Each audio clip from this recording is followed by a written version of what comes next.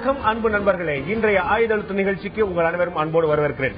நீங்கள் ரயிலில் செல்லுங்கள், பேருந்தில் செல்லுங்கள், விமானத்தில் செல்லுங்கள், ஏன் நடந்து கூட செல்லுங்கள், செல்லும் இடமெல்லாம் இளைஞர்கள் எல்லாம் ஒரே கேள்விதான் கேட்கப்படுகிறது.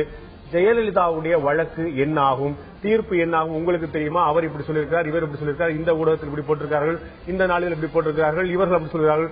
சட்டம் என்ன சொல்கிறது என்பதை தாண்டி கட்டம் என்ன சொல்கிறது என்பதை கூட கேட்கக்கூடிய ஆளுக்கு ஜாதகம் என்ன சொல்கிறது என்ற அளவுக்கு இந்த பிரச்சனை அதிகமாக விவாதிக்கப்பட்டுக் கொண்டிருக்கிறது. ஒட்டுமொத்த தமிழக அரசியலில் மிக முக்கியமான ஒரு எதிர்பார்ப்பை ஏற்படுத்தக்கூடிய தமிழக முதலமைச்சராக இருந்த அதிமுகவுடைய பொதுச்செயலாளர் ஜெயலலிதாவுடைய சொத்து வழக்குடைய மேல்முறையீட்டு மனுக்கான தீர்ப்பு திங்கட்கிழமை காலை 11 மணிக்கு வழங்கப்படும் என்று நீதிபதி குமாரசாமி அவர்கள் அறிவித்திருக்கிறார். பல்வேறு திருப்பங்களை கண்டிருந்து எந்த வழக்கும் இல்லாத வழக்கு ஒரு கடுமையான திருப்பங்களை கண்டு திமுக ஒரு திறமையான ஒரு வாஜ்டாக இருந்து இந்த வழக்கை முழுமையாக கண்காணித்துக் கொண்டு அந்த கட்சியுடைய பொதுச் செயலாளர் திரு அன்பழகன் அவர்கள் உச்சநீதிமன்றம் வரை சென்று இந்த வழக்கு எப்படி நடத்தப்பட வேண்டும், இந்த வழக்கில் நீதி வழங்கப்படுகிறது என்பது நிரூபிக்கப்பட வேண்டும் என்று கடுமையான முயற்சிகளை மேற்கொண்டார். ஜனதா கட்சியிலிருந்து பாரதிய ஜனதா வந்திருக்கக்கூடிய மூத்த தலைவர் திரு சுப்பிரமணியசாமி அவர்களும் இந்த வழக்கை கடுமையாக கண்காணித்தார். இதை தாண்டி உச்சநீதிமன்றம் கூட பல்வேறு முக்கியமான திருப்பங்களை வழங்கியது. அத்தனைக்கும் பிறகு இந்த வழக்கில் இறுதி தீர்ப்பு, மேல்முறையீட்டுக்கான தீர்ப்பு திங்கட்கிழமை நாளை மறுநாள் காலை 11 மணிக்கு வழங்கப்பட இருக்கிறது. இதில் சட்டத்தின் பார்வை என்னவாக இருக்கிறது? இந்த வழக்கை நம்ம முழுமையாக பார்த்தோம். சாமானியருடைய பார்வை பல்வேறுபட்டு இருந்தது, அரசியல் கட்சிகளுடைய பார்வை பல்வேறுபட்டு இருந்தது. இது சட்டத்தின் பார்வை எப்படி இருக்கிறது? இரண்டு தரப்புகளும் வைக்கப்பட்ட வாதங்கள் என்ன? நீதிபதி குன்ஹா தலைமை தீர்ப்பு வழங்கிய போது அவர் எடுத்துக்கொண்ட விஷயங்கள் என்ன, அவர் எடுத்துக்கொள்ளவில்லை என்று அதிமுக தரப்பிலும் ஜெயலலிதா தரப்பிலும் சொல்லப்பட்ட விஷயங்கள் என்ன? இதை தாண்டி நீதிபதி குமாரசாமி அவர்கள் என்ன புதிய விஷயங்கள் எடுத்துக்கொள்ளப் போகிறார்? இந்த வழக்கு விசாரணை கிட்டத்தட்ட முடிந்துவிட்ட பிறகு அன்பழகன் தரப்பில் தாக்கல் செய்யப்பட்ட 81 பக்க அறிக்கை, அதேபோல முன்னாள் அரசு வழக்கறிஞராக இருந்த இப்போது சிறப்பு நியமிக்கக்கூடிய ஆச்சாரியா தாக்கல் செய்த 12 பக்க அறிக்கை என்று பல்வேறு விஷயங்கள் புதிதாக முளைத்துக் கொண்டே இருந்தன. இறுதியாக தீர்ப்பு எப்படி வழங்கப்படுகிறது, இதில் சட்டத்தின் நிலை என்னவா இருக்கிறது, இதை பற்றி தான் இன்றைய ஆயுதழுத்து நிகழ்ச்சி விவாதிக்கிறோம். இதன் மூலமாக நாம் திங்கட்கிழமை தீர்ப்பு எப்படி வரும் என்பதை யூகத்துக்கு முடியும். நிச்சயமாக திரு குமாரசாமி அவர்களுடைய மனதில் என்ன இருக்கிறது என்பதை தாண்டி வேறு எந்த தீர்ப்பு வழங்க முடியாது, வேறு இன்ஃபுளுன்ஸ் செய்ய முடியாது. அதை தாண்டி சட்டத்தின் பார்வை என்னவாக இருக்கிறது என்பதை தெரிந்து கொள்வதற்கான முயற்சி இந்த நிகழ்ச்சி. இந்த பதில் நம்முடைய சென்னை உயர்நீதிமன்றத்தில் பாண்டிச்சேரி அரசுடைய முன்னாள் தலைமை குற்ற வழக்கறிஞராக இருந்த திரு சூரிய பிரகாஷ் அவர்கள் நம்முடைய இருக்கிறார். அதேபோல அதிமுக பால் ஈர்ப்பு கொண்ட வழக்கறிஞர் சுமித்ரா சக்கரவர்த்தி அவர்கள் நம்முடைய இருக்கிறார். அதேபோல சட்டத்துறை இணைச்செயலாளர் திமுகவுடைய சட்டத்துறை இணைச்செயலாளர் திரு கண்ணாசன் அவர்கள் நம்முடைய இருக்கார். உங்கள் 3 நிகழ்ச்சிக்கு வரவேற்கிறேன். நான் முதல்ல திரு கண்ணாசன் தான் நினைக்கிறேன். இந்த வழக்குல உங்களுடைய கட்சியுடைய பொதுச் செயலாளர் திரு அன்பழகன் அவர்கள் கடுமையான மேல்முறையீடுகள் செய்து கொண்டு விடாமல், ஒரு கட்டத்தில் கூட விடாமல் இந்த வழக்கை சென்னையிலிருந்து பெங்களூருக்கு மாற்ற வேண்டும், வேறு மாநிலத்துக்கு மாற்ற வேண்டும் என்பதிலிருந்து தொடர்ந்து ஃபாலோ செய்து கொண்டே இருந்தவர் உங்களுடைய கட்சியுடைய பொதுச் செயலாளர். இந்த வழக்கு இறுதி கட்டத்தை எட்டிய பிறகு உங்களுடைய வாதம் இறுதியாக 81 பக்கத்துக்கு ஒரு இறுதி மனு தாக்கல் செய்யப்பட்ட பிறகு இதில் சட்டத்தின் நிலைப்பாடு, உங்களுடைய மனுதாரருடைய நிலைப்பாடு, இதன் மூலமாக நீதியரசருடைய மனதில் ஏற்படக்கூடிய மாற்றம் என்னவாக நினைக்கிறீங்க? இந்த வழக்கு துவக்கம் முதலே சட்டத்திற்கு முரணாக குற்றவாளிகளுக்கு ஆதரவாக தமிழகத்தில் நடைபெற்றுக் கொண்டிருக்கின்ற அடிப்படையில் தான் இந்த வழக்கு வேறு மாநிலத்துக்கு மாற்ற பேச மனு செய்யப்பட்டது. கடைசி வரை தன்னுடைய வாதத்திலே அவர்கள் தெளிவாக இருந்த காரணத்தால், தன்னுடைய தரப்பிலே நியாயம் இருந்த காரணத்தால் பேராசிரியருடைய வாதமும் ஏற்றுக்கொள்ளப்பட வேண்டும் என்று உச்சநீதிமன்றம் அங்கே தீர்ப்புரைத்தது. இந்த வழக்கில் ஒரு தீர்ப்புக்கு முன்னே தான் சொல்லலாம். ஏனென்று கேட்டால் அப்பீல் லோக்கல் ஸ்டாண்டி கிடையாதுன்னு சொல்லி உயர்நீதிமன்றம் விடுத்த பொழுது, அதே போல பானுமதி அவர்கள் சொன்ன பொழுது 3 பேர் அடங்கிய அமர்வு அவர்கள் வாதத்தை வைக்கலாம்னு சொன்னாங்க. ஆனால் ஆச்சார் அவர்கள் ஒரு புதுமையான வைக்கலாம் சொல்லல, எழுத்துப்பூர்வமான மனு தாக்கல் வாதம் சொல்றது எழுத்துப்பூர்வமான வாதத்தை தாக்கல் செய்யலாம். பெரும்பாலும் வாதம் வைக்கும்போது நீங்க ஒரு பார்ட்டி ஆயிடுறீங்க. ரிட்டன் ஓரல் ரெண்டுமே கிட்டத்தட்ட பெர்மிசபிள் தான். பார்ட்டி இல்லாம அவங்க பெர்மிசபிள் பண்ண முடியாது. இருந்தாலும் அவர் துவக்கம் முதலே இந்த வழக்கில் பேராசிரியர்கள் ஒரு தரப்பினராக காட்டப்பட்டிருந்ததால் தான் கொண்டு வந்தாங்க. இப்ப பாத்தீங்கன்னா பி.வி. ஆச்சாரியா ஒரு புதுமையான ஒரு வாதத்தை வைத்திருக்கிறார். எதிர்த்தரப்பாக கர்நாடக அரசை காட்டாத காரணத்தாலே இந்த வழக்கை தள்ளுபடி செய்யணும்னு சொல்லியிருக்காரு. ஆனால் அதை எதிர்த்து அவங்க குற்றவாளி தரப்புல என்ன பதில் தாக்கல் செஞ்சிருக்காங்கன்ற விவரம் ஒன்றும் தெரியல. இந்த சூழலில் இந்த தீர்ப்பு எழுதப்பட இருக்கின்றது. ஆனால் இந்த வாதத்திற்காக ஒரு நாள் நீங்கள் உங்களுடைய தரப்பில் தாக்கல் செய்யப்பட்ட 81 எங்களுடைய வாதத்தில் என்ன சொல்றதுன்னு கேட்டீங்கன்னா, குற்றமுறு கூட்டுச்சதி என்பது பிரிவு 120B தெளிவாக இருக்கிறது. அனைவரும் சேர்ந்துதான் குற்றத்தை செய்திருக்கிறார்கள். ஆகவே குன்ஹாவுடைய தீர்ப்பு ஏற்றுக்கொள்ளக்கூடியது, அதே போதுமானது என்ற வாதத்தை தான் பெரும்பாலும் வச்சிருக்கிறோம். சாட்சியங்கள் ஆவணங்கள் அடிப்படையில் அங்கு தெளிவாக்கப்பட்டிருக்கிறது.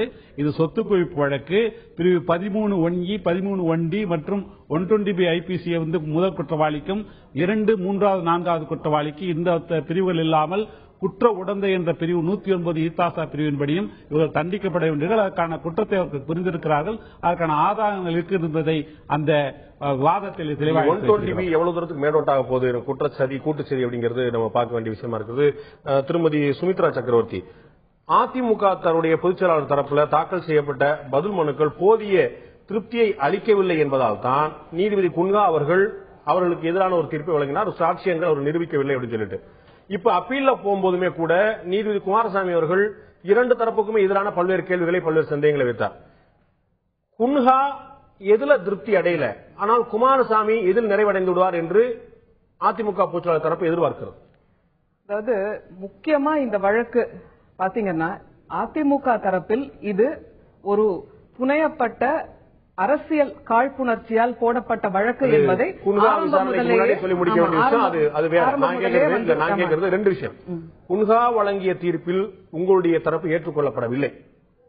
குமாரசாமி வழங்கப் போகிற தீர்ப்பில் உங்களுடைய தரப்பு ஏற்றுக்கொள்ளப்படும் என்று எதில் எதிர்பார்க்கிறீர்கள்? எந்த விஷயம் நீதியரசர் குன்ஹாவுக்கும் நீதியரசர் குமாரசாமிக்கான வித்தியாசமாக எது இருக்கும் எதிர்பார்க்கிறீங்க? இப்போ பேசிக்கா அந்த சார்ஜ் ஷீட்லயே நீங்க பாத்தீங்கன்னா மேல்முறையீட்டாளர்கள் 2, 3, 4 அவங்கள பினாமிகார் என்றுதான் சார்ஜ் ஷீட்ல சொல்லியிருக்காங்க. இந்த வாதத்தை குன்ஹா அவர்கள் ஏற்றுக்கொள்ளவில்லை. பினாமிகார் என்று வரும்போது அவர்களை நீங்கள் 120B ஐபிசி கூட்டுச்சதியில் விசாரிக்க இயலாது. பினாமி ஆக்ட் இது கரப்ஷன் ஆக்டுக்கு முன்னாடியே வந்த ஆக்ட், அதனால பினாமி ஆக்ட்ல தான் விசாரிக்கணும் அப்படிங்கிற வாதத்தை மேல்முறையீட்டாளர்கள் தரப்பில் ஆணித்தரமாக வைக்கப்பட்டுள்ளது. அது மட்டும் இல்ல, பல ஆவணங்கள் குன்ஹா அவர்கள் எடுத்துக்கொண்ட விதத்தில் சரியில்லை என்று கூறப்பட்ட காரணத்தால் தான் உயர்நீதிமன்ற நீதியரசர் அவர்கள் ஆடிட்டரை தனியாக நியமித்து அந்த வழக்கினுடைய மதிப்பு என்ன, சொத்து மதிப்பு என்ன என்பதை பார்த்திருக்கிறார்கள். இதுவே ஒரு பாசிட்டிவ் அப்ரோச்சா தான் நான் இதை பாக்குறேன்.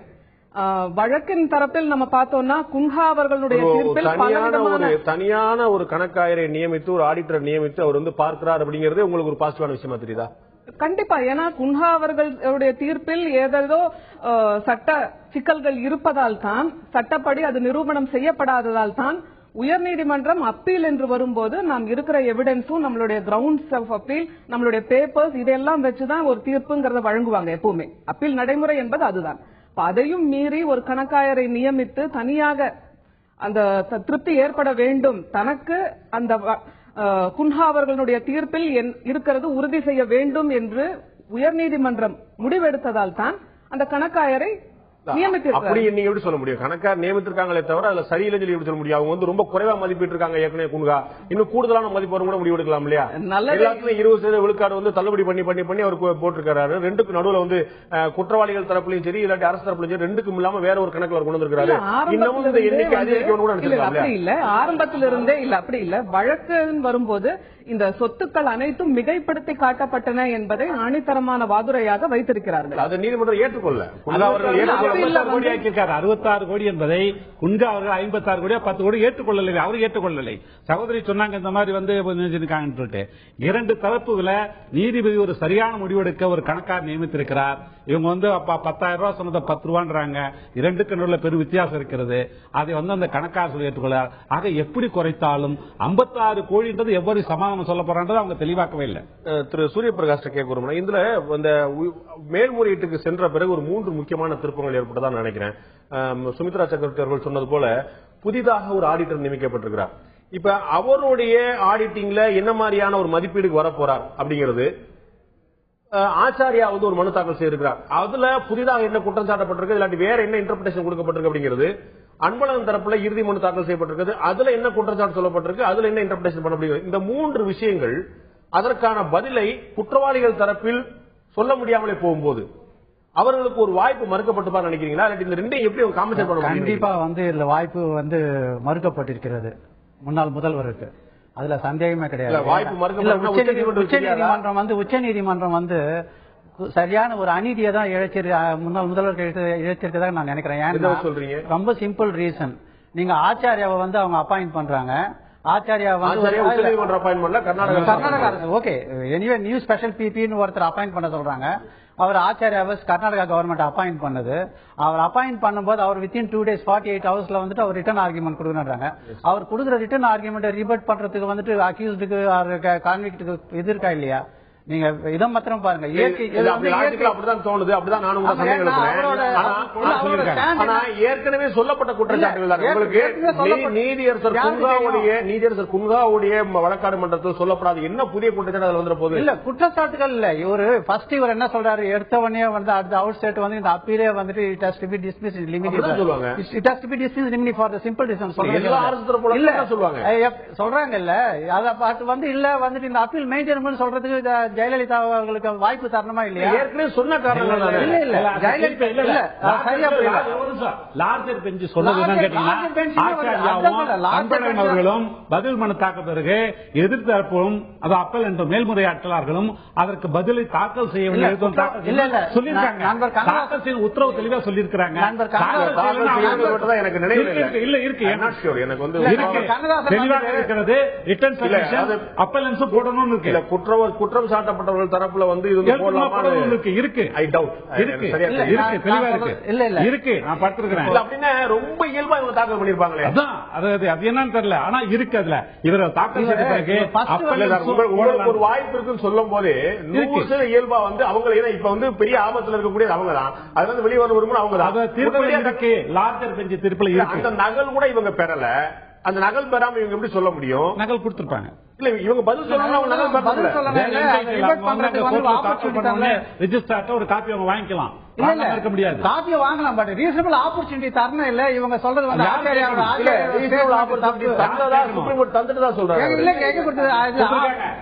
ஆச்சாரியா அவரோட ஆர்குமெண்ட்ஸ் ஃபைல் பண்ண அப்புறம் அதை ரிபட் பண்றதுக்கு ஜெயலலிதாவுக்கு எந்த வாய்ப்பு கர்நாடக உயர்நீதிமன்றம் கொடுத்தது? கர்நாடக உயர்நீதிமன்றத்துக்கு அந்த வாய்ப்பே வந்து உச்சநீதிமன்றம் தரல. நீ அவங்க ஃபைல் பண்ணுவாங்க. பவானி சிங்கோட ஆர்குமெண்ட்ஸ் வந்து நீ ரிஜெக்ட் பண்ணு. அதை ரிஜெக்ட் பண்ண அதை பார்க்கவே பார்க்காத. வெறும் ஆச்சாரியா தரது ஆச்சாரியா ஸ்பெஷல் பிபி தரதை மாத்திரம் பாரு. அதோட நிறுத்திட்டாங்களே தவிர குற்றம் சாட்டப்பட்டவர் நீங்க சொன்ன மாதிரி அவங்களுக்கு தான் தலைவலி. நீங்க ஒரு விஷயம் பார்க்கணும். இந்த ஆச்சாரியா வழக்குல ஏற்கனவே வாதாடினவர்.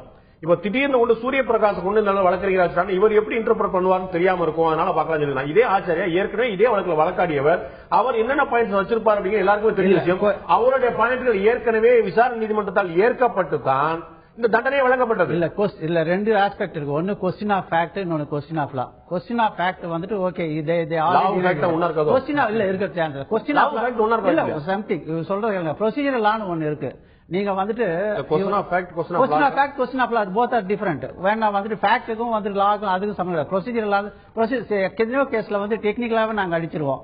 ஃபேக்ட்ஸுக்குள்ளேயே போக மாட்டோம். Within limitation barred by limitation இது காலாவதியான வழக்கு அப்படின்னு சொல்லி அந்த ஒரு பாயிண்ட்லயே அடிச்சோம். அதுக்கப்புறம் ஃபேக்ட்ஸுக்குள்ள போக வேண்டிய அவசியமே கிடையாது. ஒரு இதுல வந்துட்டு ஒரு குற்றத்தை வந்துட்டு ப்ரூவ் பண்ணனா வித்தின் 3 இயர்ஸ்க்குள்ள அந்த லிமிடேஷன் பீரியடுக்குள்ள கேஸ் பண்றா ஒரு நல்ல அட்வொகேட் என்ன பாப்பாருன்னா ஒரு கிரிமினல் சைட்ல ஆயிரும். போலீஸ் வந்து வித்தின் 3 இயர்ஸ்ல சார்ஜ் ஷீட் ஃபைல் பண்ணியாச்சா 7 இயர்ஸ் பண்ணியாச்சா அதுதான் பேசிஸாக முதல்ல பார்ப்போம். கொஸ்டின் ஆஃப் லா தான் முதல்ல பார்ப்போம். அப்புறம் தான் ஃபேக்ட்ஸ். கொஸ்டின் ஆஃப் லாவே வந்துட்டு ரொம்ப வீக்கா இருந்ததுன்னா ஃபேக்ட்ஸ்க்குள்ள நாங்க போக வேண்டிய அவசியமே கிடையாது. ஏன்னா இல்ல கொஸ்டின் ஆஃப் லா வந்துட்டு who is the competent authority. இவர் திடீர்னு சுப்ரீம் கோர்ட் என்ன சொல்லிச்சுன்னா கர்நாடகா கவர்மெண்ட் தான் வந்துட்டு காம்பிடன்ட் அத்தாரிட்டி. ஸ்டேட் தமிழ்நாடு அரசு இதுல எந்த பங்கு இல்லைன்னு சொல்லிடுச்சு. அப்போ வந்துட்டு கர்நாடகா கவர்மெண்ட் என்ன சொல்றாருன்னா கர்நாடகா வந்து கவர்மெண்ட் வந்து இவங்க பார்ட்டியாவே சேர்க்கல. அதனால வந்துட்டு இந்த வழக்கை அப்பீல வந்துட்டு இன்லிமினி டிஸ்மிஸ் பண்ணணும். ஃபேக்ட்ஸ்க்குள்ளே போக வேண்டிய அவசியம் கிடையாது. டெக்னிக்கல் கிரவுண்ட்லயே டிஸ்மிஸ் பண்ணணும். அது வந்து அவருடைய ஓபன் ஃபர்ஸ்ட் கமெண்ட் தான்.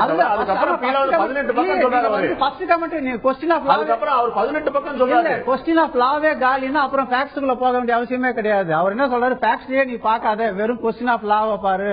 இது வந்துட்டு கர்நாடகா கவர்மெண்ட் இவங்க பார்ட்டியா இம்ப்ளீட் பண்ணல. அதனால வந்துட்டு அப்பீலே வந்துட்டு அது வந்து இதை டிஸ்மிஸ் பண்ண அப்படின்னு சொல்லும் போது இல்ல தேவையில்லை கர்நாடகா கவர்மெண்ட் நாங்க பார்ட்டியா சேர்க்க வேண்டியது ஒரு ரீசனபிள் ஆப்பர்ச்சுனிட்டி ஒரு நடுநிலையான நான் அந்த வழக்கு எப்படி பாக்குறேன்னா முன்னாள் தமிழக முதல்வருக்கு ஒரு வாய்ப்பு கொடுத்திருக்கணும். இல்ல இவங்க கர்நாடகா வந்து நம்ம சேர்க்க வேண்டியது இல்ல சேர்க்கலாம் அப்படிங்கிற பற்றி உச்ச நீதிமன்றம் 3 நீதிபதிகள் கொண்ட அமர்வு தெளிவா சொன்னதுக்கு பிறகு வேற யாரும் எனக்கு ஒரு வாய்ப்பு கொடுக்கணும்னு கேட்க முடியுமா?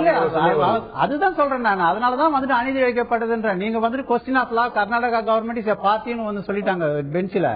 பட் அதுக்கப்புறம் வந்துட்டு கர்நாடகா கவர்மெண்ட் ஸ்பெஷல் பிபி வந்துட்டு ஒரு ஆர்குமெண்ட் 48 ஹவர்ஸ்ல ஃபைல் பண்றாங்க. அவர் போட்ட ஆர்குமெண்ட்ஸ் வந்துட்டு இதெல்லாம் தப்பு இதெல்லாம் சரின்னு சொல்றது புதுசு கிடையாது. சூரிய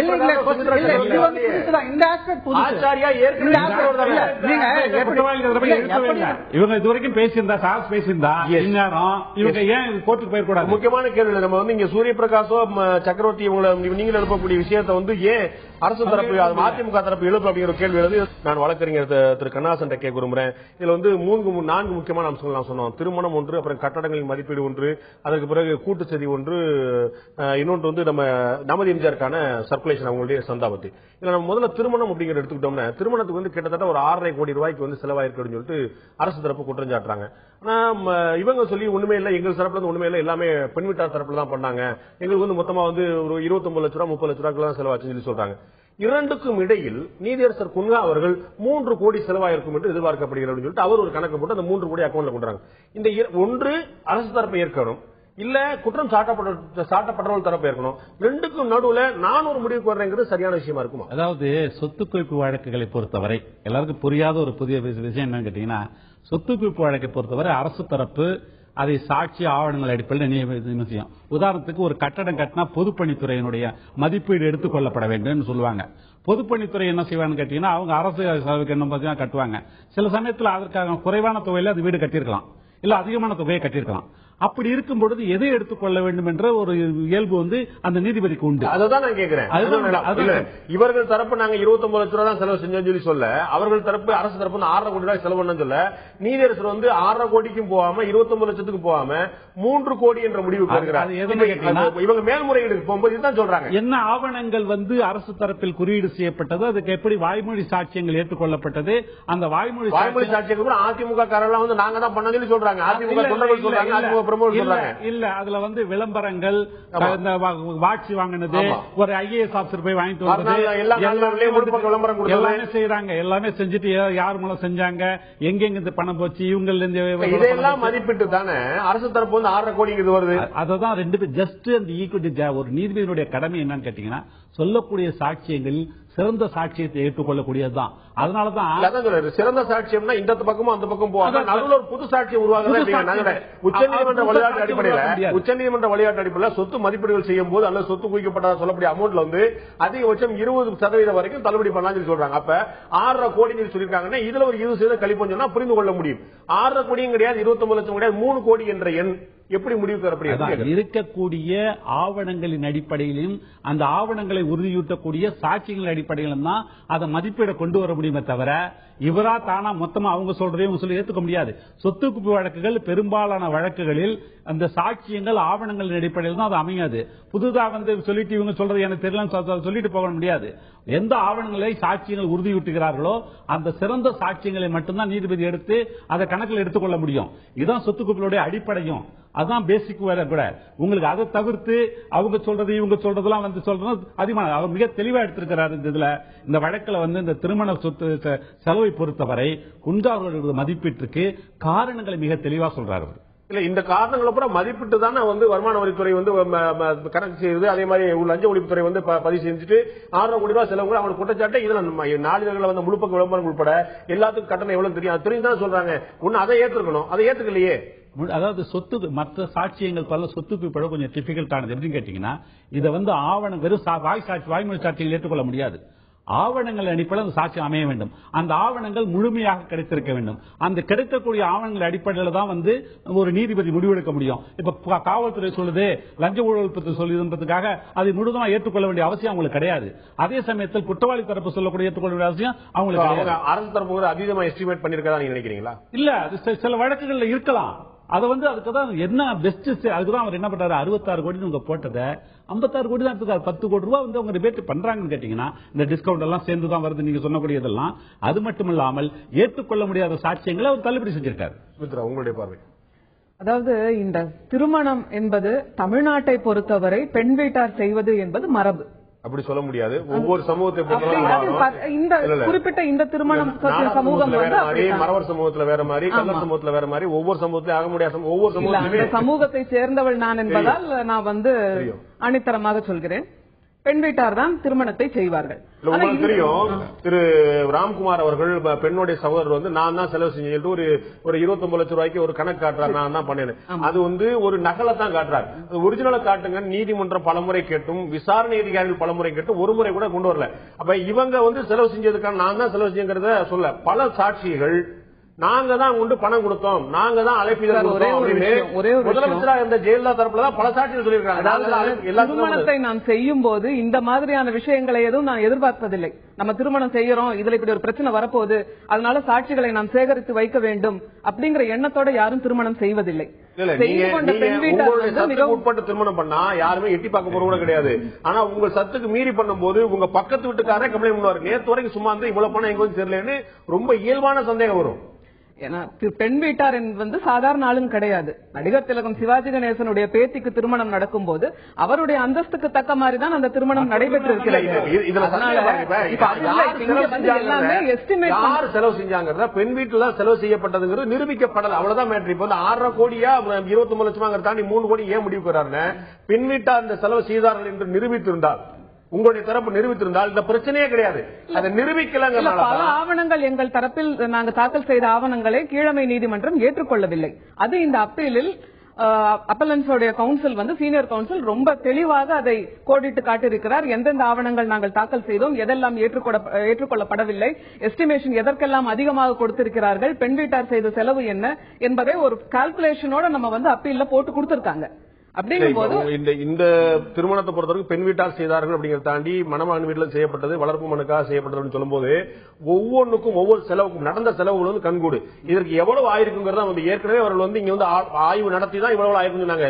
5 நட்சத்திர ஹோட்டல்ல விடுதியில ரூம் தங்க அறையலாட்டும், சாப்பாடாட்டும், சமையலர்களாகட்டும், எத்தனை பேருக்கு அழைப்பதலாகட்டும், அந்த வெள்ளித்தட்டில் அழைப்பு கொடுக்கப்பட்டாலும், பட்டுப்புடையாட்டும் ஒன்னொன்னு பார்க்கும்போது எவ்வளவு போயிருக்குங்கிற கணக்கு வச்சு ஒரு மதிப்பீடுக்கு வர்றாங்க.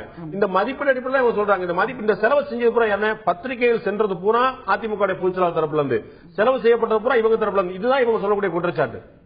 அப்படி இருக்குங்க. பட் ஆனா கீழமை நீதிமன்றம் வந்து பெண் வீட்டார் தான் இந்த திருமணத்தை செய்தார்கள், செலவு செய்தார்கள் என்ற வாதத்தை முழுமையாக ஏற்றுக்கொள்ளவில்லை. ஏற்கல இங்க ஏற்றுக்கொள்வாங்க அப்படின்னா என்ன டாக்குமெண்ட் சொல்ல முடியும்? நீங்க தான் சொல்லுங்க. அங்க வந்து இந்த டாக்குமெண்ட் ஏற்றுக்கல, ஆனா இங்க வந்து இந்த பாயிண்ட்ஸ் ஏற்றுப்பாங்க சொல்லுங்க. அதுக்கான டாக்குமெண்ட்ஸ் வந்து ஃபைல் இல்ல பண்ணிருக்காங்க. அதே வந்து கால்குலேஷனும் வந்து சொல்லியிருக்காங்க. கீழமை நீதிமன்றம் எந்த நீங்க 3 பேருமே வழக்கறிஞர்கள் விசாரணை நீதிமன்றத்தில் இருக்கிறத தாண்டி மேல்முறையீட்டுக்கு போகும்போது புதிய ஆவணங்கள் எதுவுமே சமர்ப்பிக்க முடியாது. ஏற்கனவே சமர்ப்பிக்கப்பட்ட ஆவணங்களை நோட் பண்ண முடியுமே தவிர இந்த விட்னஸ் ஒரு சாட்சியம் விசாரிக்கப்படாது, ஒரு ஆவணம் புதுசாக சொல்லப்படாது. அந்த ஆவணங்கள் குறிப்பிடப்படலாம். கீழமை நீதிமன்றம் பார்க்க தவறிய, கவனிக்க தவறிய, ஏற்றுக்கொள்ள தவறிய ஆவணங்களை அப்பீல்ல வந்து இவங்க கோடிட்டு காமிச்சிருக்காங்க, கால்குலேஷன்ஸ் ஃபைல் பண்ணிருக்காங்க. அதன் பேசிஸ்ல ஒரு நல்ல முடிவு வரும் என்பதை தான் நாங்கள் எதிர்பார்த்து கொண்டிருக்கிறோம். இந்த வழக்கு வந்து இன்னொரு விசித்திரமான ஆஸ்பெக்ட் என்னன்னா, இப்பதான் நீங்க சொன்னீங்க வந்து புதுசா எதையும் இன்ட்ரோடியூஸ் பண்ண முடியாதுன்னு சொல்லி. பட் ஜஸ்டிஸ் குமாரசாமி புதுசா ஒரு ஆடிட்டர் இதுல இன்ட்ரோடியூஸ் பண்றாரு. புதுசா ஒரு ஆடிட்டர் இன்ட்ரோடியூஸ் பண்ணி அவர் வந்துட்டு அவர் ஒரு அசஸ் பண்ணி அவர் எந்த ஆஸ்பெக்ட்ல அசஸ் பண்றாருன்னே தெரியல. அது வெளிப்படையாகவும் யாருக்கும் தெரியாது. ஒரு புதுசா ஒரு கிரிமினல் ட்ரையல்லையோ இல்ல கிரிமினல் அப்பீல்லையோ ஒரு புதுசா நீங்க இன்ட்ரோடியூஸ் பண்ணீங்கன்னா அஃபெக்டட் பர்சன்ஸ்க்கு ஆப்பர்ச்சுனிட்டிஸ் தரணும். நீங்க ஆடிட்டர் அப்படிங்கிற ஒரு ஆளை நீங்க ஒரு ஜூரியா பாக்கலாம்ல?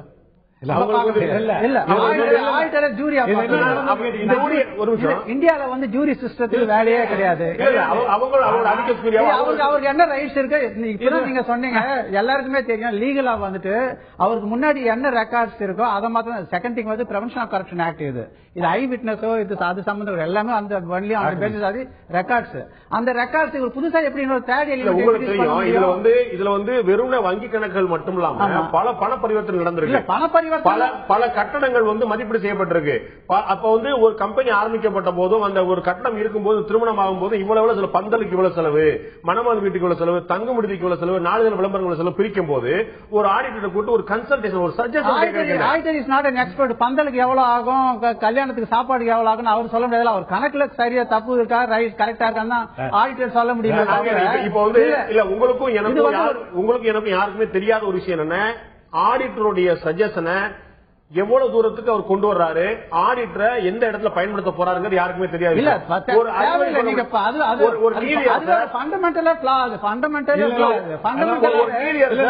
நீதி அரசு ஒரு தனியா அவர் ஒரு விட்னஸ போட்டு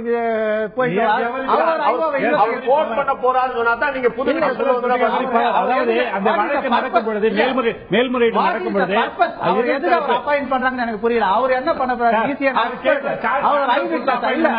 சப்போஸ் அப்பாயிண்ட் பண்ற ஆயிரம் ஐ விட்னஸா இன்னும் பிரம்மாண்டமான பந்தல் 25 லட்சம் ரூபாய் ஆயிருக்கும் அப்படின்னு சொல்றாங்க. ஒரு விபத்துல ஒரு எம்இ ஆய்வு நடக்கூடிய விபத்துல எதுக்கு டாக்டரை கூட்டு வர்றீங்க, எதுக்கு வந்து மோட்டார் வாகன ஆய்வாளர்களை கூட்டு வர்றீங்க? அவங்க வந்து ட்ரையல் கோர்ட்ல தான், அப்பீல்ல வந்து அவங்க பண்ண மாட்டாங்க. சரியா செய்யப்படவில்லை என்ற எண்ணம் ஏற்பட்டதால் தான் மேல்முறையீட்டு வழக்கு 2 பேரும் நினைக்கிறேன். என்ன நடந்தது கேட்டீங்கன்னா, இந்த வழக்குகளுக்கு இந்த ஆதாரங்களை காட்டுங்கள் வந்து எதிர்த்தரப்பை கேட்கிறாங்க. மேல்முறையீட்டாளர்களை ஜெயலலிதா தரப்ப வந்து குமாரசாமி கேட்கிறாரு. அவர் வந்து எதையும் கொண்டு வரைக்கும் அவர் நேரடியா சொல்றாரு நீதிமன்றத்தில், சமர்ப்பிக்க தவறினால் நானே இதற்கு வந்து ஒரு சார்ட்டர்ட் அக்கௌண்டன்ட் நியமித்து இதை கணக்கு எடுத்துக்கன்னு சொல்லி சொன்ன பிறகுதான் அவர் நியமிக்கிறாரு. அடுத்தாப்புல நீதி வழங்கப்பட வேண்டும். அவர் வெறுமனே பார்த்துட்டு சொல்ல முடியாது. இதுல எது இவர்கள் சொல்வது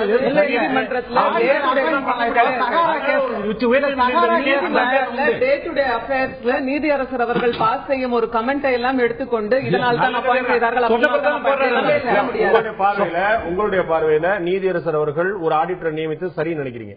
கண்டிப்பா. ஏன்னா கீழமை நீதிமன்றம் சரியாக கவனிக்க தவறிய விஷயங்களை அந்த ஆடிட்டர் மூலமா சரி செய்யணும் நீதியரசர் நினைச்சிருக்கலாம் இல்லைங்களா? இல்ல, அவர் என்ன சொல்றாரு, அப்படி நியமிச்சிருந்தாங்கன்னா அவங்களுக்கு அவர் சொல்லக்கூடிய விஷயத்தை சரியா தப்பான்னு பாக்குறதுக்கு குற்றம் சாட்டப்போடைய தரவு வந்து ஒரு கருத்து தரணுமா இல்லையா? தேவையில்லை. இல்ல, அவர் சொல்ல ஒரு லாஜிக்கான பாயிண்ட் பாருங்க. இப்ப அந்த ஆடிட்டருடைய வாக்கு மூலம் அல்லது சாட்சியம் அல்லது அவருடைய பரிந்துரை, அதான் ஏற்கனவே சொன்னது போல ஒரு ஆடிட்டரை எந்த விதத்தில் பயன்படுத்த போகிறார் என்பது நம்ம யாருக்கும் தெரியாது. அது நீதிமன்றத்தில் ஒரு வார்த்தை சொன்னார், நான் ஒரு ஆடிட்டர், நானே ஒரு ஆடிட்டர் பார்த்து நான் விசாரிச்சுக்கிறேன் சொல்றாரு. சோ ஒரு சாட்சியா கொண்டு வர போறாரா, இல்லாட்டி அவர்கிட்ட ஒரு அபிடபிட் வாங்க போறாரா, இல்ல வெறும் கன்சல்டேஷன் வித் அவ்வளவுதான் அப்படி கொண்டு வர போறாரு பார்க்கணும் நம்ம. அப்ப நான் என்ன கேட்கிறேன், ஒரு இன்னொருத்தரோட தேர்ட் பார்ட்டி ஒருத்தருடைய சஜஷன் அட்வைஸ் நீங்க வாங்கும் போது அதுல இருக்கக்கூடிய பாதகங்கள்ல இருந்து ஒரு நிவாரணம் பெறக்கூடிய உரிமை குற்றம் சாட்டப்பட்டவர்கள் இருக்கிறதா இல்லையா? செக்ஷன் 45 எவிடன்ஸ் ஆக்ட் வந்து எக்ஸ்பர்ட் ஒபினியன் பத்தி பேசுது. எவிடன்ஸ் ஆக்ட் இதுல செல்லவே செல்லாது. ஏன் அப்படின்னா நீதியரசர் அவர் எவிடன்ஸா கொண்டு வர போறாரா? செக்ஷன் 45 எவிடன்ஸ் ஆக்ட் வந்து எக்ஸ்பர்ட் ஒபினியன் பத்தி பேசுது. Expert opinion week evidence unless or otherwise corroborated by other witnesses ன்னு சொல்லுது. ஒரு நிமிஷம் நீங்க எப்படி சொல்றீங்க? ட்ரையல் கோர்ட்ல இருந்தா நீங்க நல்லா புரிஞ்சுக்கணும் வச்சிருக்கேன். ட்ரையல் கோர்ட்ல நான் முழுமையா பதில் சொல்றேன், நீங்க அப்புறம் கேட்க மாட்டீங்க. நான் முழுமையா பதில் சொல்றேன். அதாவது அது unless or otherwise corroborated by other witnesses அந்த ஒபினியன் மட்டும் எடுத்துக்கூடாதுன்னு இருக்குது எக்ஸ்பர்ட் ஒபினியன். இதுல வந்து ஒரு நீதியரசர் இரண்டு விதமான கருத்துக்கு ஒரு சொத்துக்கு வரும்பொழுது ஒரு சரியான முடிவெடுக்க ஒரு கருத்தினை கேட்கிறார் தவிர அவர் போய் விட்னஸ் ஆவோ அல்லது ஏதோ சேர்க்க வேண்டிய அவசியம் கிடையாது. அவர் விட்னஸா பார்க்க வேண்டிய அவசியம் கிடையாது. இதை எப்படி கொண்டு வராது அந்த கருத்தை ஏற்கிறார் என்பது அது ஒரு கேள்விக்குரிய. அவர் வந்து அந்த ஆடிட்டருடைய ஒப்பீனியனை எந்த மாதிரி பயன்படுத்த போறாருன்னு தெரியாம நம்ம விவாதிக்கிற அர்த்தம் கிடையாது. ஆனாலும் கூட ஒரு கருத்தை இன்னொரு மனிதனிருந்து பெறும்போது, வழக்கில் நேரடியாக தொடர்பு இல்லாத ஒருத்தர் பெறும்போது அதிலிருந்து நிவாரணம் பெறக்கூடிய உரிமை குற்றம் சாட்டப்பட்டிருக்கு இருக்கிறது அப்படின்னு நினைக்கிறேன். உங்களை மாதிரி சட்ட வல்லுநருக்கு தான் தெரியும். இன்னொரு சின்ன இடைவெளிக்கு பிறகு இன்னொரு முக்கியமான விஷயம் பற்றி விவாதிக்க வேண்டியிருக்கிறது. இந்த திருமணம் தாண்டி நமது எம்ஜிஆருக்கான சந்தா மற்றும் கட்டடங்கள் பற்றிய மதிப்பீடு கிட்டத்தட்ட இந்த வழக்குடைய ஒட்டுமொத்த 66 கோடி ரூபாய் கிட்டத்தட்ட 30 கோடி ரூபாய் 29 கோடி ரூபாய்க்கு மேல அந்த கட்டடங்களுடைய மதிப்பீடு பற்றியதாக இருக்கிறது. அந்த மதிப்பீடில் மாற்றம் வருமானால் ஒட்டுமொத்தமாக வழக்கை தள்ளுபடி செய்யக்கூடிய வாய்ப்பு உண்டு. இந்த 29 கோடி ரூபாய் இந்த அரசு தரப்பு சொல்கிறது இல்லை, வெறும் 3 கோடி ரூபாய் தான் அப்படின்னு குற்றம் சாட்டப்பட்டால் சொல்கிறது. நான் திரு கண்ணதாசன் கேட்க விரும்புகிறேன். இரண்டாவது முக்கியமான விஷயமா பார்க்கக்கூடியது கட்டடங்களின் மதிப்பீடு. நம்ம ஏற்கனவே சொன்னது போல கிட்டத்தட்ட 66 கோடி ரூபாயில வந்து 29 கோடி ரூபாய் இந்த கட்டடங்களோட மதிப்பீடா அரசு தரப்பு சொல்லுது. ஆனா இவங்க என்ன சொல்றாங்கன்னா ஒட்டுமொத்தமா கட்டடங்களோட மதிப்பீடு 13 கோடி ரூபாய் தான். அதுல ஜெயலலிதா பேர்ல இருக்கக்கூடிய 3 கட்டடங்களோட மதிப்பு 3.62 கோடி ரூபாய் தான். அதனால வந்து எங்களுக்கு செல்லாது அந்த 29 கோடி ரூபாய்ங்கிற மதிப்பீடு ரொம்ப தவறுன்னு சொல்றாங்க. இந்த மதிப்பீடுல முக்கியமான ஒரு சர்ப்ரைஸ் ஏற்படுத்தின விஷயம் அந்த பளிங்கு கற்களுடைய விலை. பளிங்கு கற்களுடைய மார்பிள்ஸோட விலை சொல்லும் போது ஒரு ஸ்கொயர் ஃபீட் ஒரு சதுர அடி 5950 ரூபாய் அப்படின்னு சொல்லி கணக்கீடு பண்ணிருக்காங்க. நீதியரசர் குமாரசாமி அவர்கள் ரொம்ப அதிர்ச்சி அடைஞ்சு போய் என்னப்பா இவ்வளவு சொல்றீங்கன்னு சொல்லிட்டு அவரே வந்து அப்பீல்ல கேட்டிருக்கிறார். சாதாரணமா 100 ரூபாய்க்கு கொடுத்தேன் அப்படின்னு சொல்லிட்டு அந்த வழக்குல ஒரு சாட்சியா இருக்கக்கூடிய திரு கே மாடசாமி என்கிற KM சாமி அவர் வந்து நான் 100 ரூபாய்க்கு தான் கொடுத்தேன் ஒரு ஸ்கொயர் ஃபீட், இத்தனை பல்கா வாங்குறதுனால நான் வந்து 90 ரூபாய் தள்ளுபடி பண்ணி 10 ரூபாய் தள்ளுபடி பண்ணி கொடுத்தேன். 100 ரூபாய் எங்கே, 5950 ரூபாய் எங்கே? அதாவது இந்த வழக்கில் வந்து 91, 96 காலகட்டத்துக்கு முன்பாக ஒரு 2,81,00,000 ரூபாய்க்கு ஒரு சொத்து கணக்கை காட்டுறாங்க. அதுல இந்த போயஸ் தோட்டத்தினுடைய மதிப்பாக காட்டப்படுது 1,36,000 ரூபாய் தான். அதேபோல 13 ஏக்கர் ஹைதராபாத் திராட்சத்தோட மதிப்பு கிட்டத்தட்ட 1,86,000 காட்டுறாங்க. அவ்வளவுதான் அந்த மதிப்பு. அந்த மதிப்பை குண்டா அப்படி ஏற்றுக்கொண்டிருக்கிறார். ஆனால் அதுக்கப்புறம் அந்த சொத்தில் செய்யப்படும் இம்ப்ரூவ்மெண்ட்ஸ், 91க்கு பிறகு செய்யப்படும் இம்ப்ரூவ்மெண்ட்ஸ், இதுல சாட்சியங்கள் இவங்க எங்கிருந்து வாங்கினாங்களோ அங்கிருந்தே அந்த சம்பந்தப்பட்ட நிறுவனம் அளித்த சான்றுகளை வச்சுதான் அவர் அந்த முடிவுக்கு வந்தார். புதிதாக மாடசாமி கொடுத்தது, மன்னாசாமி கொடுத்த கணக்கெல்லாம் அவங்க எடுத்துக்கல. அதைத்தான் நீதியரசர் குமாரசாமி அங்கதான் சந்தேகம் எழுப்புறாரு. அதாவது 5950 ரூபாய், அது 90களில் 94, 95ல இந்த கட்டணம் ரெனோவேட் செய்யப்பட்டா சொல்லப்படுது. 94ல ஒரு ஸ்கொயர் ஃபீட் வந்து கிட்டத்தட்ட 6000 ரூபாய் ஒரு ஸ்கொயர் ஃபீட். அது என்ன மார்பிள்? இப்ப கூட மார்பிள் வந்து ஒரு ஸ்கொயர் ஃபீட் 17,000 ரூபாய்க்கு இருக்குது. இல்லாம இல்ல, இல்ல இருக்குது, இல்லாம இல்ல, அந்த அளவுக்கு விளைவா இருக்குது. அவர்கள் போட்டது போயஸ் தோட்டத்தில் போட்டக்கூடிய அந்த மார்பிள்லாம் அந்த தொகைக்கு உட்பட்டது என்று ஆவணங்களை அடிப்படை நிரூபிக்கப்பட்டதான் குண்டாவில் ஏற்றுக்கொண்டிருக்கிறார். திரு கே எம் சாமி வந்து அவர் நான் 100 ரூபாய்க்கு தான் கொடுத்தேன் அவர் சொல்றாரு. அவர் சாட்சி அவரே சொல்றாரு, நான் 100 ரூபாய்க்கு தான் கொடுத்தேன், தள்ளுபடி பண்ணி 10 ரூபாய் 90 ரூபாய்க்கு கொடுத்தேன்னு சொல்றாரு. இதை நம்ம எப்படி ஏற்காம இருக்க முடியும்? சாட்சி வந்து அதை சொன்னதான் குண்டாவை ஏற்றுக்கொள்ளவில்லை. அதை ஏற்றுக்கொள்ளாமல் தான் இப்போ வந்து இந்த விஷயத்தை வந்து இந்த முரண்பாடு வரும்பொழுது இந்த சார்ட்டர்ட் அக்கவுண்ட் நியமித்து அந்த காலகட்டத்தில் இத்தகைய தரம் வாய்ந்த மார்பிள் கற்கள் என்ன விலையாக இருந்திருக்கின்றது அவர் ஏற்றுக்கிறாரு. ஆக இப்ப குண்டா எடுத்த தொகையை கூட குறையலாம் கூடலாம், அது மாற்றம் கிடையாது. ஏன்னா சார்ட்டர்ட் அக்கவுண்ட் நீங்க ஏற்கனவே சொன்னது மாதிரி இந்த சார்ட்டர்ட் அக்கவுண்ட் பார்த்துட்டு இதே குறைவா போட்டுக்கணும் அதிகமா கூட சொல்லலாம், அல்லது குறைவா இருக்குன்னு சொல்லலாம். ஆனால் ஒரு 5,000 10,000 அந்த தொகை 56 கோடி ரூபாய் என்று வரும்பொழுது எவ்வளவு குறைக்கப்பாக என்பது அந்த நீதிமன்ற தீர்ப்பை பொறுத்து. இந்த கட்டடங்கள மதிப்பு பொறுத்தவரை 29 கோடி தான் வருது. நான் திருமதி சுமித்ராட்ட கேட்க விரும்புறேன். இந்த கட்டடங்கள்ல அவர் சொன்ன போல திரு கே எம் சாமி வாக்குமூலம் கொடுத்திருந்தாலும் கூட அதை தாண்டி தான் நீதியரசர் இந்த முடிவுக்கு வந்திருக்கிறார் திரு குன்ஹா அவர்கள். இதுல வந்து பாத்தீங்கன்னா 100 ரூபாய்க்கு வந்திருக்கக்கூடிய வாய்ப்பு கிடையாதுங்கிறது இவங்க யோசனை. அவங்க சொன்ன 5,950 ரூபாய் இல்லாம இருக்கலாம். ஆனால் அவ்வளவு தரம் வாய்ந்த இது வந்து பொதுப்பணித்துறையுடைய அதிகாரிகளை கொண்டு வச்சுதான் அவங்கள வச்சுதான் ஆய்வு பண்ணப்படுது. யாரும் வந்து ரோட்ல போறவங்களை வச்சு பண்ணல, பொதுப்பணித்துறையோட அதிகாரிகள் வச்சுதான் பண்ணப்பட்டது. நிச்சயமாக 100 ரூபாய்க்கு இது வாய்ப்பு கிடையாது. ஒரு ஸ்கொயர் மீட்டர் சாதாரண பாக்குறோம். ஒரே ஒரு விஷயம், நீங்க பொதுப்பணித்துறை அதிகாரிகளால் தான் ஆய்வு செய்யப்பட்டதுன்னு சொன்னீங்க. எந்த ஆட்சி கட்டத்தில் அந்த பொதுப்பணித்துறை அப்படிங்கும்போது அங்க வந்து உங்களுக்கு அரசியல்வாதிகளுக்கு தான் அரசை பொறுத்த அளவுக்கு நீ இந்த ஆட்சியில் டாக்டரா இருக்கியா அந்த ஆட்சியில் என்ன இன்ஸ்பெக்டர் இருந்தாலுமே it is an implied fact. ஒரு ஆட்சி திமுக ஆட்சி நடைபெறும் காலத்தில் ஒரு புரட்சி தலைவி அம்மா அவர்களுடைய சொத்துக்களை அவர்கள் மதிப்பிடும் போது பலம் மிக்க எதிரி வீழ்ந்தால் பலனை அனுபவிக்கலாம் அப்படிங்கிற ஒரு எண்ணத்தோடும் திட்டத்தோடும் தான் அவர்கள் செயல்பட்டாங்க. நீதிமன்றத்தில் நீங்க வந்து அவர் ஏடிஎம்கே சொல்ல முடியாது. அவர் சொன்ன விஷயங்கள்ல ஒரே ஒரு விஷயம் நான் தெளிவுபடுத்த விரும்புறேன். கடைசி வரைக்கும் அன்பழகன் தரப்பை ஒரு இம்ப்ளீடிங் இன்டர்வீனரா கர்நாடக உயர்நீதிமன்றம் ஏற்றுக்கொள்ளவில்லை. எதனால் என்றால் அரசியல் உங்களுக்கு காழ்ப்புணர்ச்சி இருக்கிறது, தனிப்பட்ட அறிக்கை தாக்கல் செய்யும். முக்கியமான விஷயம் பார்க்கணும், இந்த வழக்கு விசாரணை கட்டத்தில் இருந்திருந்தால் அவர் ஒரு வாதியாக கூட சேர்க்கப்பட்டிருக்கக்கூடிய வாய்ப்பு உண்டு. வழக்கு இறுதி கட்டத்தை அடைந்து விட்டதனால நீங்க வந்து உங்களுடைய மனுவை மட்டும் தாக்கல் உயர்நீதிமன்றத்தில் அவர்கள் ஆரம்பம் முதலே முயற்சி செய்து கொண்டுதான் இருந்தார்கள். நிராகரிக்கப்பட்டு அது வேற ஒரு விஷயம். உச்சநீதிமன்றம் ரொம்ப தெளிவா சொல்லிருச்சு நீங்க தாக்கல் செய்யலாம். அவங்க அவங்களோட 81 பக்க அறிக்கை தாக்கல் செய்தாங்க. திருமண விஷயத்துல மன்னிக்கணும், இந்த கட்டடங்களோட மதிப்பீடு விஷயத்துல 100 ரூபாய் தான் ஒரு டைம் நான் கொடுத்தேன், 90 ரூபாய் தான் கொடுத்தேன் சொன்னதை நீதிமன்றம் ஏற்றுக்கொள்ளவில்லை. அது வந்து சரியான அப்பீல் கிரவுண்ட்ல இவங்க ரைஸ் பண்ணிருக்காங்க. எனக்கு கொடுத்தவங்க சொல்றாங்க நான் கொடுத்தேங்கிறத சொல்றாங்க. அதை நீதிமன்றம் ஏற்றுக்கொள்ளவில்லை என்றால் இன்னொரு முக்கியமான வாதம் வைக்கப்படுகிறது. 29 கோடி ரூபாய் இதோட மதிப்பு கிடையாது அப்படின்னு சொன்னா அதோட மதிப்பு என்ன அப்படிங்கிறது நீங்க சொல்லலாம்ல. நாங்க வாங்கிட்டு வந்திருக்கோம், வேற 4 பில்ல காட்டிருக்கலாம்ல. இதோட மதிப்பு நாங்க இந்த வருஷம் காமிச்சுதானே நம்ம சொல்றோம். 3 கோடி ரூபாய் மதிப்புள்ள ப்ராப்பர்ட்டிஸ் அது. போயஸ் கார்டன் இல்லம் வந்து அம்மா அவர்கள் திரையுலகத்தில் கொடிகட்டி பறந்த காலத்தில் அவர்கள் வாங்கிய பிரச்சனை வந்து வீட்டுக்குள்ள அவர் செஞ்ச ரெனோவேஷன் பற்றியது, இம்ப்ரூவ்மெண்ட் இல்ல. அதுக்குதான் வந்து மாடசாமி அவர்கள் தன்னுடைய வாக்குமூலத்தில் அந்த பளிங்கு கற்களின் விலை இதுதான், நான் கொடுத்தது கொட்டேஷன் என்ன, நான் எவ்வளவு பில்லு கொடுத்தேங்கிறத ஒரு வாக்குமூலம் கொடுத்ததை கீழமை நீதிமன்றம்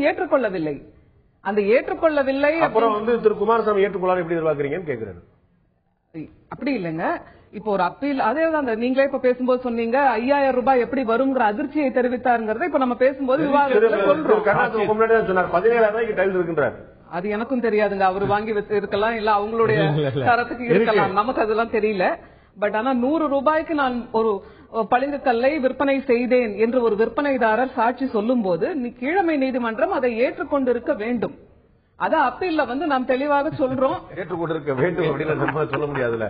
திரு சூரியபிரகாஷ், இதுல பாத்தீங்கன்னா 29 கோடி ரூபாய் இல்ல, இப்ப சொல்ல 13 கோடி ரூபாய் தான், அதுல எங்களுடைய பங்கு 3 கோடி ரூபாய் தான் சொல்லும் போது 13 கோடி ரூபாய் இவங்களே சொல்றாங்க. ஒட்டுமொத்தமா இவங்களுடைய 4 பேருல இவங்களுடைய ஜெயலலிதாவுடைய கணக்குல இருக்கக்கூடியது 3 கோடி ரூபாய் 3.5 கோடி ரூபாய் தான் சொல்றாங்க. இந்த மதிப்பீடு பண்ணும்போது இந்த ஆடிட்டர் ரோல் ரொம்ப முக்கியமா இருக்குது. ஏற்கனவே பல பேர் ஆடிட் பண்ணி தான் அவங்களுடைய கணக்கு சொல்லி தான் இந்த அமௌண்ட் வந்திருக்காங்க, இந்த முடிவுக்கு வந்திருக்காங்க. இதுல மேஜர் ரோல் கிட்டத்தட்ட 29 கோடி ரூபாய் இந்த மேஜர் ரோலே இந்த பிரச்சனை தான் இருக்கு. இந்த கட்டடங்களுடைய மதிப்பு வேறு ஏதேனும் மாதிரி ஒரு கணக்கிடக்கூடிய வாய்ப்பு இருக்கா, இல்ல இந்த ஆடிட்டர் ரோல் தான் முக்கியமா இருக்க போதா? இல்ல ஆடிட்டர் ரோலுக்கு ஆடிட்டர் வெறும் கணக்கு வழக்க தான் பாப்பாரு.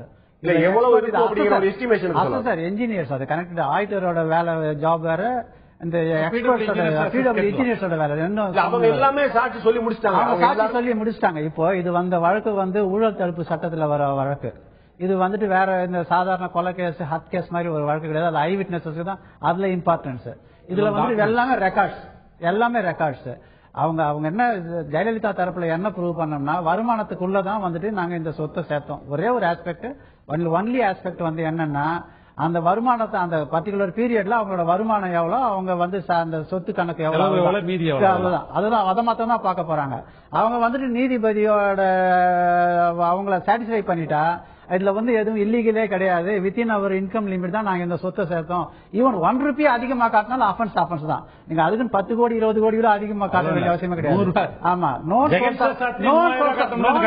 இன்கமுக்கு மேல ஈவன் 1 ரூபி அதிகம்னாலும் it comes under the prevention of corruption act. அதான் அவங்க சக்சஸ்ஃபுல்லா சாட்டிஸ்ஃபை பண்ணாங்களா இல்லையான்றது குமாரசாமிக்கு மட்டும்தான் தெரியும். அடிக்கடி சொல்லக்கூடிய விஷயம் வருமான வரித்துறை எங்களுடைய கணக்குகளை எடுத்துக்க வேண்டிய அவசியமே கிடையாது. இப்போ ஒரு 3 வாரத்துக்கு முன்னாடி ஜஸ்டிஸ் சத்யநாராயணா ஒரு ஜட்ஜ்மெண்ட் கொடுத்தாரு. அது இங்க அது தட் இஸ் டோட்டலி டிஃபரண்ட்.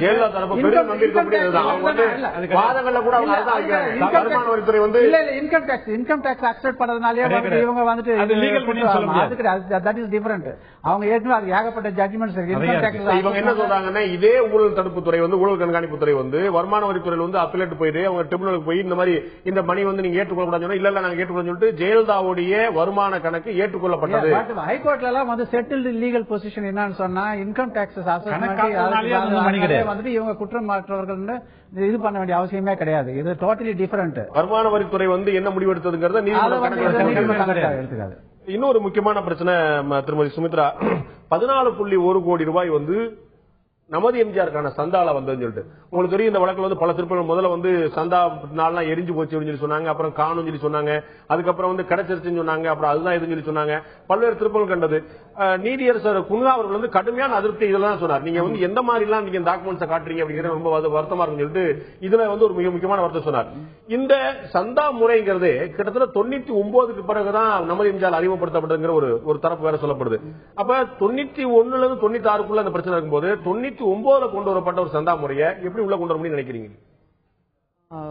அதாவது கீழமை நீதிமன்றம் இந்த சந்தா நமது எம்ஜிஆர் சந்தா விவகாரத்தில் எடுத்துக்கொண்ட வழிமுறைகள், அதாவது நமது எம்ஜிஆருக்கு இவ்வளவு கோடி ரூபாய் சந்தா வந்திருக்கிறது, அது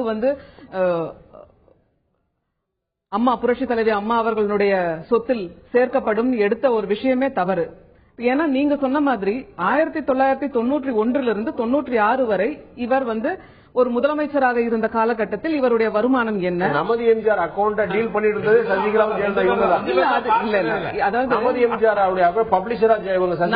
தனிப்பட்ட முறையில் புரட்சி தலைவி அம்மா அவர்களை பற்றி மட்டும்தான் சொல்லிக் கொண்டிருக்கிறேன். இப்ப இதுல இந்த 120B கூட்டத்தில் இவங்க 2 பேரும் கிடையாது. யாருக்கு சொந்தமானது? ஜெயலலிதா சசிகலா தனிப்பட்ட புரட்சி தலைவி அம்மா அவர்களுக்கு சொந்தமானது கிடையாது. நிறுவனர் ஜெயலலிதா அப்படிங்கிறது உங்களுக்கு தெரியும், நிறுவனர் அவங்க தான் ஜெயலலிதாங்கிறது உங்களுக்கு தெரியும். அது போக இந்த 2 பேர் தான் ஜெயலலிதா சசிகலா டீல் பண்ணிட்டு இருந்தாங்க உங்களுக்கு நல்லா தெரியும் உங்களுக்கு இருக்கு. ஆனா சந்தா தொகைகளை வருமானத்தில் எப்படி கணக்கு எடுத்துக்கொள்ள முடியும் அப்படிங்கறத அப்பீல்ல ரைஸ் பண்ணிருக்கோம். 91ல இருந்து 96 பீரியட் வரைக்கும் கிடையாது, அந்த சந்தா பீரியடே கிடையாது. ஆனா அதுக்கப்புறம் வந்த சார் அப்படி இல்லைங்க, நீங்க தவறா வழி நடத்துறீங்க. அதாவது திமுக ஆட்சி வந்ததற்கு பிறகு இந்த நமது எம்ஜிஆர் சந்தால இந்த தொகை வந்திருக்கு அப்படிங்கறத இவங்க திருச்சு ஒரு டாக்குமெண்டா போட்டதுனால தான். ஆனா குன்ஹா இந்த நமது எம்ஜிஆருடைய வருமானத்தை வந்து 14.1 கோடி ரூபாய் வந்து எங்களுடைய கணக்கு கிடையாது, அது சந்தாக்கான வந்ததுன்னு சொல்லிட்டு சொன்னது அதிமுக தரப்பு தான். அந்த 14.1 கோடி ரூபாய் சேர்க்கிறதா நமது எம்ஜிஆர் அக்கௌண்ட் சேர்க்கலாம் கணக்கு வரும்போது நமது எம்ஜிஆர் அக்கௌண்ட் சேர்க்கணும், எங்களுடைய சொத்துக்களை தனிப்பட்ட முறையில் எப்படி வந்து அதை புரட்சி தலைவி அம்மாவினுடைய கணக்கில் சேர்க்க முடியும்? சந்தாவாக வந்த தொகை அவர்களுடைய வருமானத்தில் எப்படி கணக்கு எடுத்துக் கொள்ள முடியும்? இதுதான் இப்ப நான் வைக்கிற கேள்விங்க.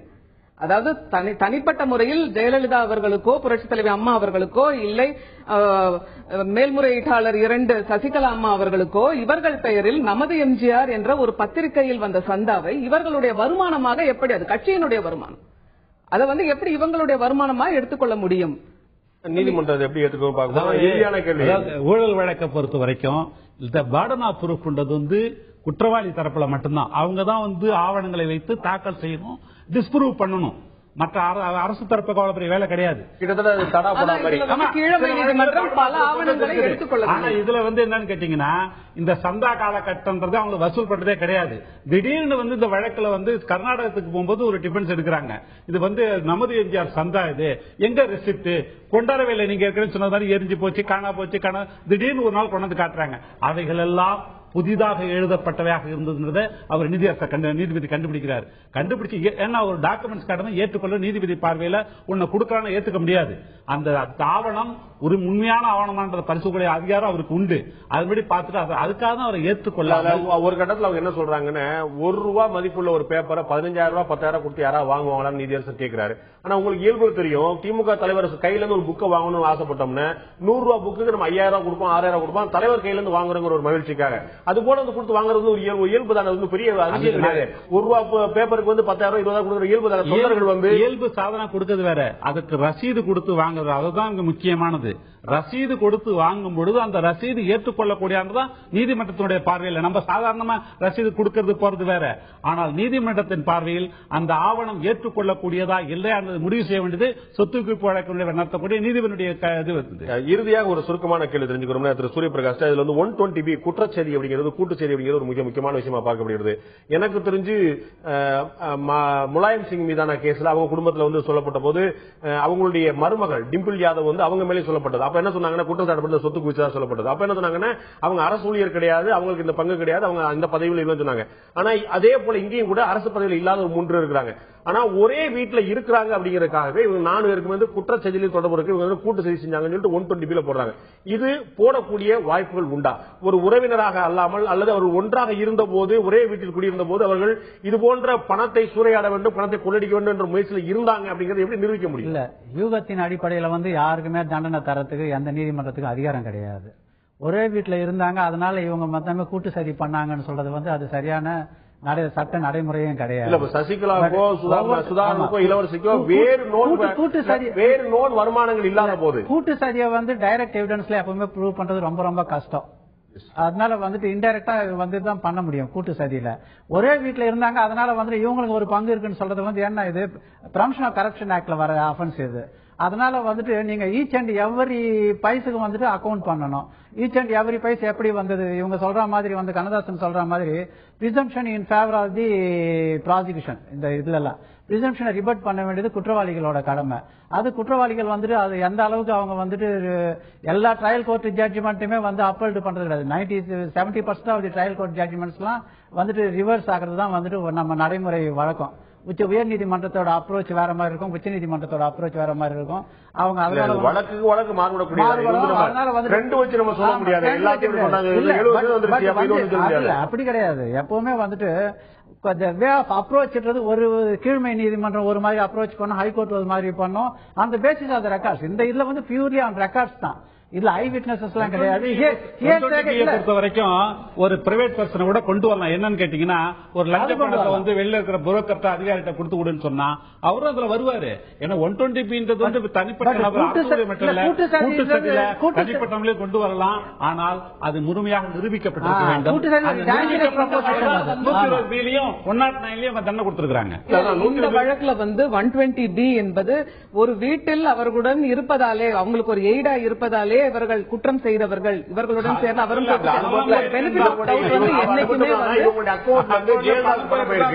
அவங்களுடைய அக்கௌண்ட் சசிகலா பணம் போயிருக்கு, அவங்க 2 பேரும் பங்குதாரராகக்கூடிய அக்கௌண்ட் அதெல்லாம் நிரூபிச்சிருக்காங்க. அதான் பிரச்சனை. இல்ல இல்ல அப்படி இல்ல.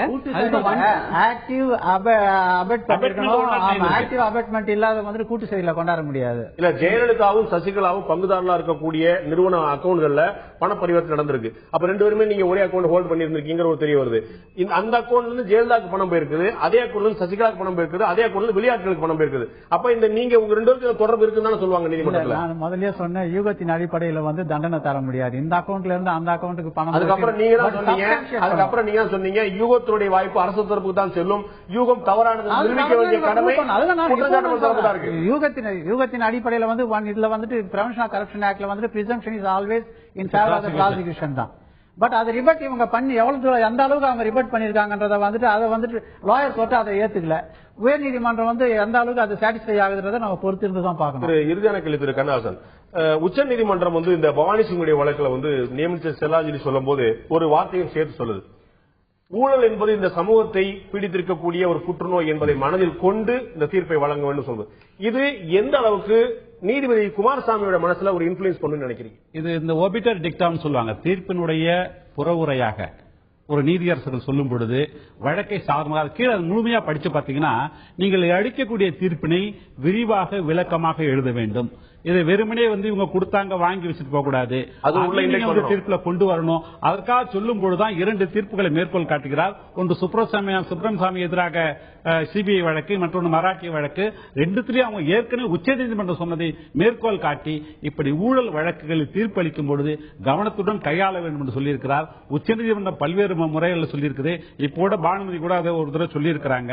ஆக இந்த வழக்கு என்பது அவங்க சொன்னதற்கு பெரிய கட்டுப்படுத்த தீர்ப்பினுடைய புறவுரையாக எடுத்துக்கொள்ள வேண்டுமே தவிர அது அவர் முழுமையாக வந்து ஏன்னு கேட்டால் அந்த நீதியரசரை பொறுத்தவரை, உயர்நீதிமன்ற நீதியரசரை பொறுத்தவரை தனக்கு முன்னுள்ள ஆவணங்கள், வழக்கினுடைய தன்மை, அளிக்கப்பட்டுள்ள சாட்சியங்கள் இவற்றை அடிப்படையாக கொண்டுதான் செயல்பட முடியும்.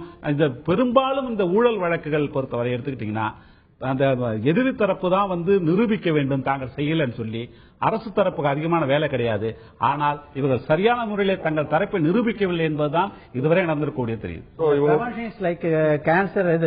கேன்சர்ன்றது வந்து இது ஃபர்ஸ்ட் கேஸ், ஜெயலலிதா கேஸ்ல முதல் தடவை சொல்ல ஆயிரக்கணக்கான என்னன்னா ஒரு நீதிபதி வந்து தீர்ப்பு சொல்லும் போது சொல்லக்கூடிய கருத்தாக இல்லாமல் ஒரு அடுத்த கட்ட விசாரணைக்கு போகக்கூடிய ஒரு வழக்கில் சொல்லும் போது அது அவங்களுக்கு எப்படிதான் உச்சநீதிமன்ற நீதிபதி மேல ஒரு மிகப்பெரிய மரியாதை விசாரணை நீதிமன்றத்துக்கும் உயர்நீதிமன்றத்துக்கு இருக்கும். அப்ப உச்சநீதிமன்ற நீதிபதி இப்படி இந்த வழக்கை டீல் பண்ணுங்க என்ன டைரக்ஷன் அவங்க கொடுக்குறாங்கன்னே தெரியல. அந்த அம்மாவை கன்விக்ட் பண்ணுறாங்களா, விடுதலை பண்ணுறாங்களா? அவங்க கிட்ட முன்னாடி ஸ்பெஷல் பிபி வந்துட்டு வேலிடா இன்வாலிடா அவ்வளவுதான் அது கொஸ்டின். அதுக்கப்புறம் வந்துட்டு கேன்சர் ஜெனரல் ப்ரொபோசல் இது வந்து புதுசு கிடையாது. ஆயிரக்கணக்கான வழக்கு விசாரணைக்கு போகும்போது சொல்றது இது வந்து பாருங்க. இந்த வழக்கை பொறுத்த வரைக்கும் ஒன்லி பர்சன் காம்பிடன்ட் பர்சன் வந்து ஜஸ்டிஸ் குமாரசாமி தான். அவர் என்ன முடிவு எடுக்கிறாரோ அவர் கையை வந்து சுப்ரீம் கோர்ட் கட்டி போடல, நீ இந்த முடிவு தான் எடுக்கணும், இந்த முடிவு தான் எடுக்க கூடாதுன்னு சொல்லி. அவங்க கேஷுவலா சொன்ன சில ரிமார்க்ஸ் எல்லாம் வச்சுட்டு எதிர்பார்க்க வேண்டியது. நம்ம வந்து அந்த நீதிபதி குமாரசாமியுடைய கையில தான் ஒட்டுமொத்தமான தீர்ப்பும் இருக்கிறது, ஒட்டுமொத்தமான தமிழக முதல்வர் அந்த ஜெயலலிதாவுடைய எதிர்காலமே இருக்குது என்று சொல்லலாம். நிச்சயமாக அவருடைய மனதில் இதெல்லாம் இன்ஃபுளுன்ஸ் செய்யாது அப்படின்னு சொல்லி சொல்றாங்க. அவருடைய மனதில் இருக்க வேண்டியது என்ன? நீதிபதிகள் தீர்ப்பு வழங்குவது அவருடைய மனதில் இருக்க வேண்டியது என்ன? சட்டமா, சமூகத்துவமா, இரண்டுமா? மக்களுடைய பார்வை என்ன? இப்போது பார்க்கலாம்.